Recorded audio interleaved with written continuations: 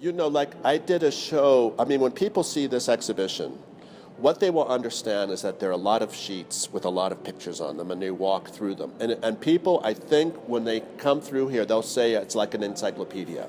It's like a reference book, that you're walking into a reference book. And it is a reference book of my work of the last 45 years, about. And so I'm representing my work as a model that one could walk through.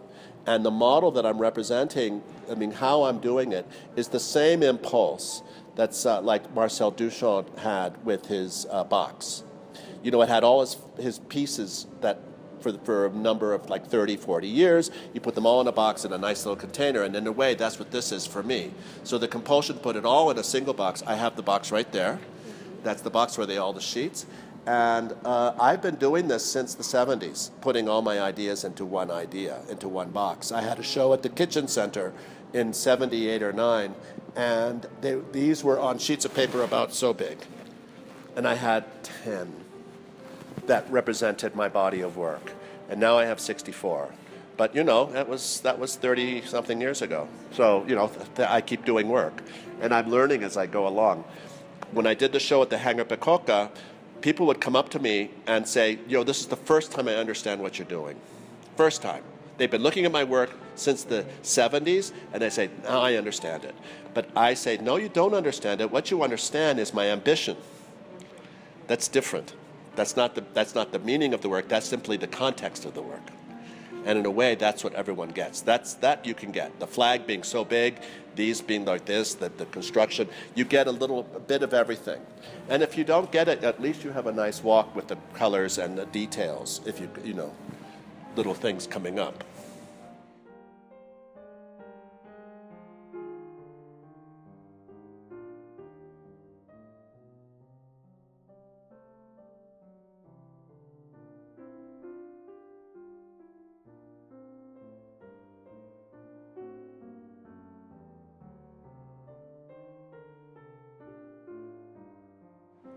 My work in relationship to the art before me, I mean, I've been doing this since 71, 72.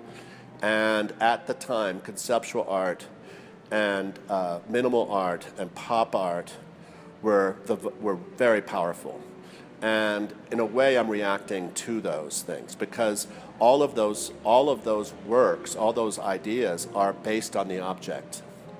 The object is really at the core of it. Frank Stella is not painting pictures, he's painting objects. And this is a shift, a big shift. Before him, surrealism, subject was important. So what I'm doing is trying to understand the relationship to the picture. And if you go into the picture, all pictures are mental. They exist in our brain. So if I have to say, if I'm a realist, and say all pictures are mental, then I have to say that all pictures are subjective. And so I go into the subjectivity. That's a very important part of my work, and it's one that has kept me going. The problem is that there are people that believe me to be a surrealist. Oh, you're just a surrealist. Or there are people that don't like my cosmology at all. But that is where the subject becomes real in a social sense. The imaginary becomes real in a social sense. And I'm very much interested in that. I wanted to prove that stick figures live lives because they live in me. If I say, all I see are light patterns, that when I look at you, I see the light reflecting off of you. I do not see you in actuality. I see the light. That's all my eye sees. What's the difference between that and me going to see a Mickey Mouse movie? There's still light patterns that are hitting but the Mickey is dead and you're alive. I'm switching the two and say Mickey is alive because everything is an illusion, given the fact that everything is mediated through our senses. Yeah. So in a sense that the subject, and I get in trouble for this subjective, and yet at the same time, you know, I've done, you know, like when I entered the picture in 1973, I mean, that's anticipating virtual space.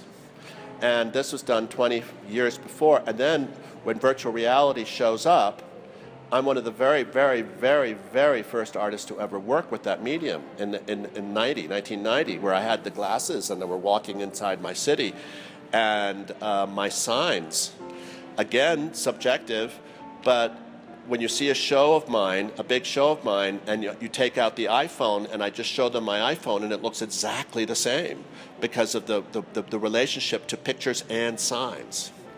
So my work is all about the subjective and about my own personal thing, but in the same way, it reflects on the state of our lives in a very clear way.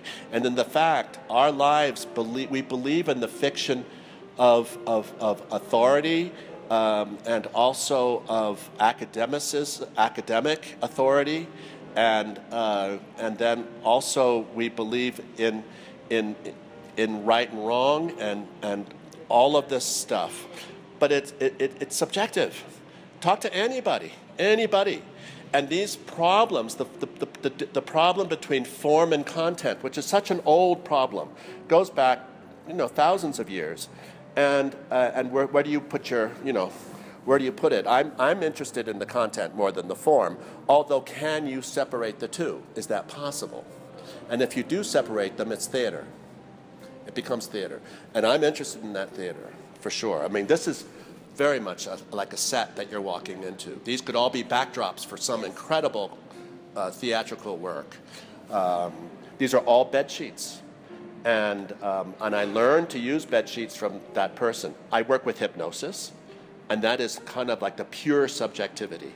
That's as pure as I get. I can't get purer than that. And but I get in trouble. I get in trouble continuously for this.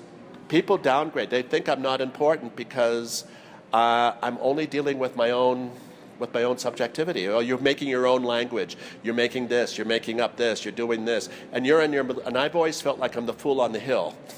Whereas my friends have all gotten, oh no, this is about culture. This is about the mediating culture within Western society and so forth. And then in terms of how does someone feel when they see, and what do they get when they see one of my works, is that I believe that we all live in our subjectivity, and that when you see a picture, you create the meaning of that picture at a certain depth. And I'm interested in that. So everyone will see something else, and that's okay. I understand this. And a lot of people won't understand it, but they'll understand the context. This is what they'll understand. They may not understand, this is, I love to work for truth and beauty. I mean, who says that? I mean, that person says that.